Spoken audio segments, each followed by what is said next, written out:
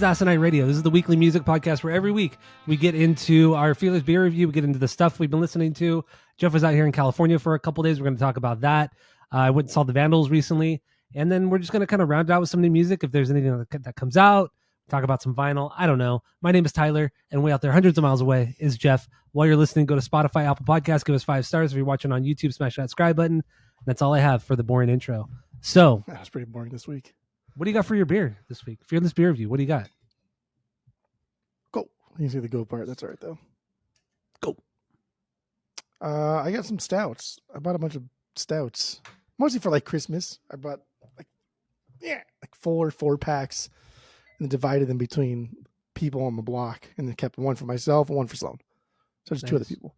But I got this Sasquatch Imperial Chocolate Milk Stout, $15 for a 4-pack. 903 Brewers. Not bad. That's not bad at all. I've had a couple stuff from these guys, and they make really, really good beer. So I'm excited for this. I don't see what percentage this is, though. I do not see it. That's weird. Yeah, I don't know. They make good stuffs. They had one beer that I had on the pod once, and it was so I think it was my favorite beer I've ever had. And where are they located again? I don't remember. They're in Texas, Sherman, Texas. Where the fuck that is? Nah, it's fuck if I know. You got to put your fucking address in and your birthday just to go to the website. It's so stupid. Where the fuck was the other one? Yeah, I don't know. Whatever. But yeah, that's what I got. Comes in a can. It's kind of exciting. Not really. Okay. All right. What's the ABV on it? I don't know. It doesn't fucking. Oh damn. 10.7. Gonna be a toasty bitch tonight, huh? I bought this, and then next week I have like a breakfast French toast syrup stout. Oh, sounds terrible. And then the next week I have a Bourbon County. Ooh, fancy boy over here, huh? We should do Bourbon County night. You like the Bourbon County? No, I don't like stouts. That's the stout. I'm not gonna drop 20, 25, $30 on his fucking stout. $30. It's like 22. It's really that off, yeah. All right, so I didn't have a chance to go to the store. Good. So drink a Coors Light with no lime. Boring. Nope. Got a Sierra Nevada Pale Ale, baby girl. There you go, right there. 5.6 ABV. This brewery's been around since the late 70s, I believe. Local to here in California, even though California is a fucking humongous state. So yeah, this is always a good beer. So I'm glad I have some left. I think this is the last one actually. So yeah, ready to start drinking. What are you gonna do after that? Oh, I got some Coors Lights as my backies right here. There you go. Of course. I haven't even finished those Bud Lights from when you were out here, because I realized I do not like Bud Lights. That's really? Not a very good. No, that's not a very good beer. Like compared to a Coors Light, man, the Bud Light just has this weird, I don't know, like metallic taste to it. It's weird. I don't like it. If I were to rank the 4 lights as which I actually like, which I prefer, Ultra's going to be number 1. And then if I'm doing limes, then the next 2, they don't really care. And then Miller Lite's the worst. If I'm not doing limes, then I'm going to go Ultra, Coors, Bud Light, and then I just don't drink Miller Lite. It's just garbage. I mean, I would say it's Coors, Michelob, and then Miller Lite, and then Bud Light now. I'm not so bad. It's so we also gross. drink a lot of Bud Light when you were out here, so there's that too. I like Ultra because it's the closest to like water, right? It really is. It's the closest to water, and I can still get a buzz, and it's usually cheap, and it's just a good palate cleanser. If I'm going in between things like a Marg or a Stout, like you put a couple Ultras in there and get a buzz, kid. Well, I mean, the only reason why I got 2 36 blocks of Bud Light is because it was $20. If I bought 2 of them, it was $20 each. Yeah. Then I bought a Coors Light for 26, I think it was. That's what that looks like. Oh God, what is that white stuff? Is that? I don't know, probably fucking calcium on the glass. Calcium, like hard water. Wow. I put some salt in our softener the other day. I guess I put too much and the whole thing overflowed. There's like a fill out. There's like a drain on the top. So if it gets too full, then it drains out. So it doesn't overflow. I heard like dripping water. What the fuck is that noise? And looking around, like all over the garage. and then all of a sudden like slosh. Like, oh my god, come on, dude, really, bro? You fuck me like that? Come on. So you put salt in it and it makes it softer? Yeah, it softens we have hard water out here. Yeah, so I mean we have hard water here and I hate it. And I want to get a softener, but we don't own the house, so we have like really hard water here out here. Like it's fucking gross. So it's hard. Okay. Yeah. Damages pipes, big boy. I get it. All right, so let's start drinking. Here we go. Cheers to that, kid. Oh, good tinks. Wait, tink. Okay, that's good. Right oh shit. Oh man. Oh, that's good. That's good. All right. So we have a 3-point rating system where 3 is a perfect beer, 2 is a good beer. You're going to continue to drink. 1 is a bad beer, but give it a shot, and 0 is a drain pour. So what would you give that stout? This is aggressive. You are, yeah, you're definitely tasting the alcohol in this one. Huh? I'm not hiding that one there, are they? No, they are not. It's supposed to be a double milk stout, but I'm not getting a lot of no milk. A lot of creamy, like chocolatey finish here. It's just more like. Yeah, that's actually not garbage. That's not great. Sounds gross. I'm surprised. This brewery really makes fucking amazing beers, like stupid good beers, and this is just kind of like, eh. I'm a little disappointed. So what would you rate it? Disappointed. I give it a 1.5. Like it's not bad. All right. But I'm looking at Untapped, and everyone else has it. Their can looks different than the can I'm drinking. So maybe it's is it a seasonal beer? No, it's like one of their core beers. It's a CB for them. I don't get it. I don't get it. It's fine. It's fine. It's I want to go look and see what that fucking beer was that I drank. I don't know my phone is. There she is. All right, go. Yeah, it's a 1.5. Like I'm not gonna. Yeah, I'm not gonna buy this ever again. All right, my Sierra Nevada Pale Ale. Like I said, I've had this many times. This is like when you live in California. This is a beer, one of the first beers you ever drink. You know, outside of like the Buds, Coors, and Miller Lights, this is like the first Pale Ale you ever drink here. And so we're very familiar with it, and it's solid. I give this a 2.5. It's a great Pale Ale. Pours pretty dark, more than most Pale Ales, I think. So yeah, it's malt. It's just the right amount of malt. It's just tasty all around. So I give it a 2.5 out of 3. Solid stuff, man. That is a tasty beverage. Mm-hmm. All right. So let's move on to just kind of what we've been doing. We've been out the last couple of weeks. We've been sick. You've been out here in California. It's been a wild couple of weeks, honestly. So there's been is it just like me, or do you like know a lot of people that are also really, really sick? Yeah, I know a lot of people, sick, but just like sick. Yeah, I know a lot of people are sick. Like half my family. So that's what this is. Okay, so this I just found it right now on Untapped. This legit is like one of the best beers I've ever had in my life, and it's by 903 Brewing. It's their oak aged maple coffee pecan porter. Say that 5 times fast. Here or no, I can't even say it. It's so damn good though. That's something, dude. I wonder if they still better than a mirror pond. What is April? Was early April Fools? Is it January Fools? Are you January Foolsing me? That's good. That was a good January Fool's joke right there. That was a good one. Yeah, I'll give you that one. No, it's better. Somebody else rated it. Who rated this? Oh, I don't know that person. Just some random online friend. Anyway, yeah, I'm excited to finish this, I guess, but I'm really disappointed in this. I'm not gonna lie. That's a bummer. I'm glad you're not lying. So that's a lie. So yeah. Anyway, I saw the Vandals a couple weeks ago. Great show. Obviously, we talk about the Vandals all the time. One of the best punk bands ever. And their annual Christmas formal. Met friend of the pod, David, out there while I was there. And then I lost him within 25 minutes of finding him. He was gone in the pit. I didn't see him until the show ended. But yeah, they I think they played like 5 or 6 Christmas songs, and then the rest they just played their own, just random songs from all their albums. And damn, dude, they're so much fun. Josh Freese played drums this time around, so that was fun. And Jason Freese's brother played saxophone and keyboards, so that was cool too. And I don't know, great show, a lot of fun. Dickies opened up for them, so that's cool seeing that iconic punk band, even though it was problematic, the singer or whatever. And then I saw Jacob's Ladder open for the bands, and that the singer from that band is Bradley Noel's son, and he did a Sublime song, and that was super fucking cool. What song did they do again? They did April April 20. April 26, April 1992. 26th. That was right Yeah, in the street town where you're sitting and watching your TV. exactly. Exactly. That was the only Sublime song they played, and then they just played like, their own. Other dumb songs that nobody wants to hear. Exactly. Yeah. That was a good choice. Instead of they could have played like Santeria or What I Got or some shit like that or Date Rape, but they played kind of a little bit of a deeper cut, so that was cool. I wonder if like at all that he has any relationship in any capacity. Like even just like I have her phone number, but I wonder if he knows Gwen Stefani. I'm sure. Come on. Like maybe they don't talk every day or text whatever, but I wonder if she texts him like, "Hey, Merry Christmas, Jake. Like I miss your dad or whatever." You know what I mean? Like that'd be kind of cool. That would be cool. That would be really cool.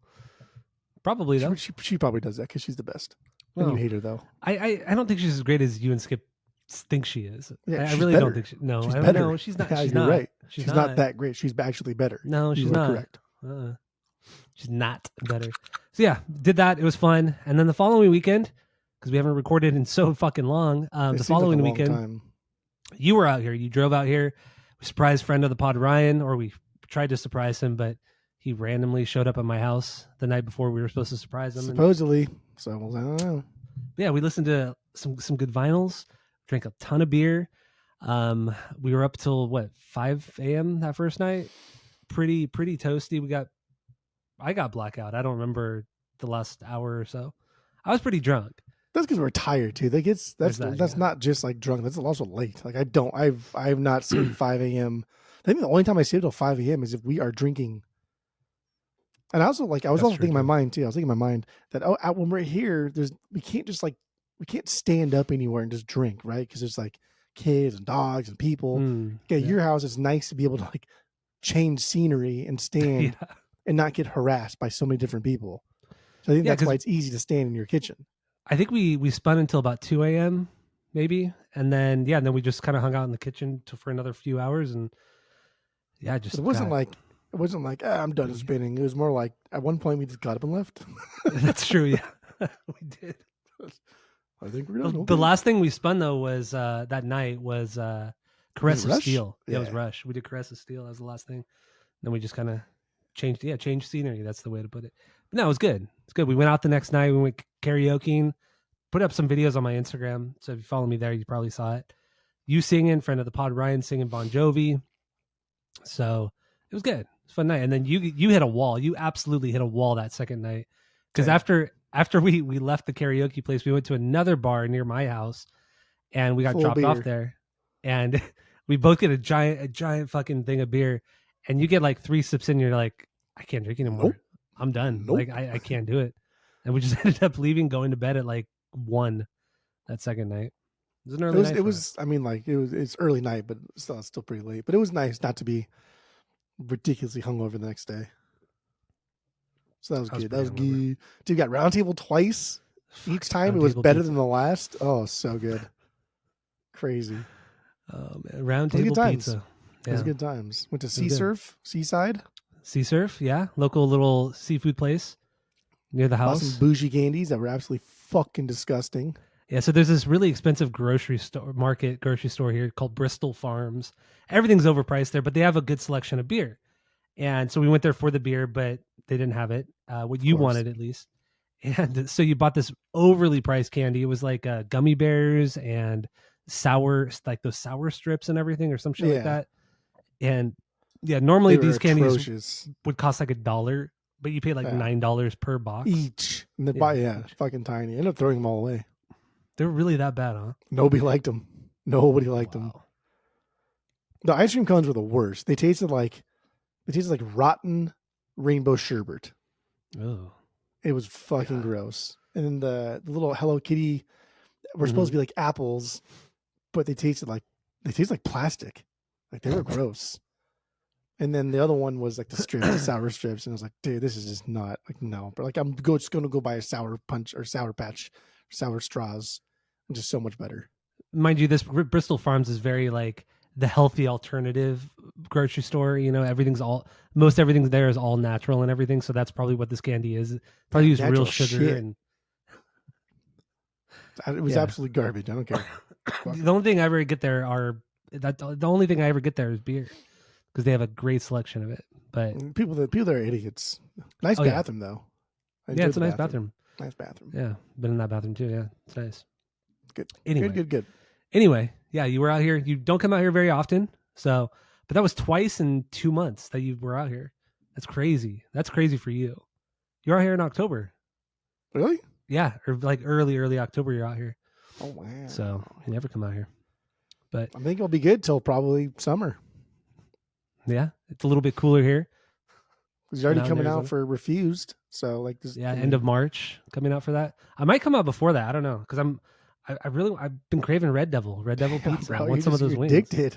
I don't know why. It's not even that good. It's really not even that good. But I think it's just the whole experience of going there and the record store, yucca.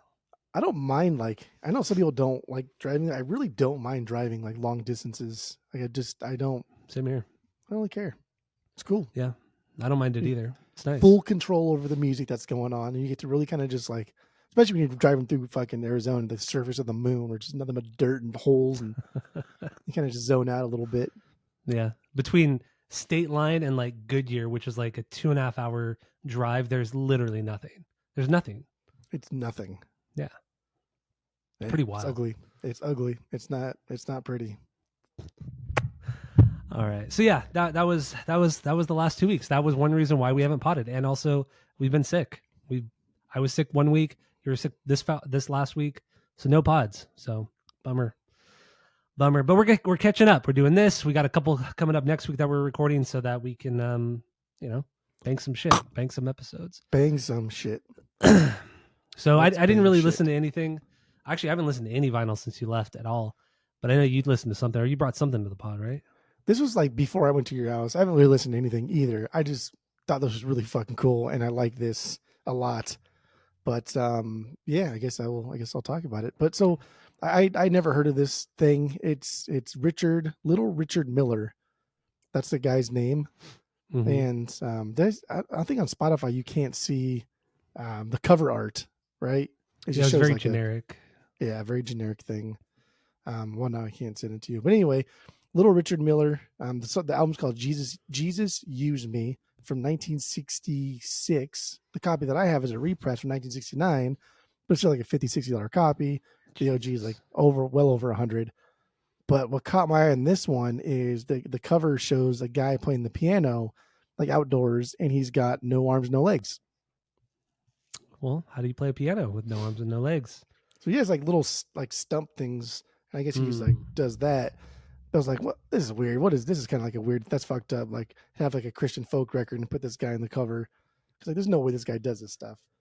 So then I started playing it, and I do like Christian folk music. I really like psych Christian folk. I really like just normal Christian folk. They're just catchy songs, right? I like them. It's cool. I don't give a fuck.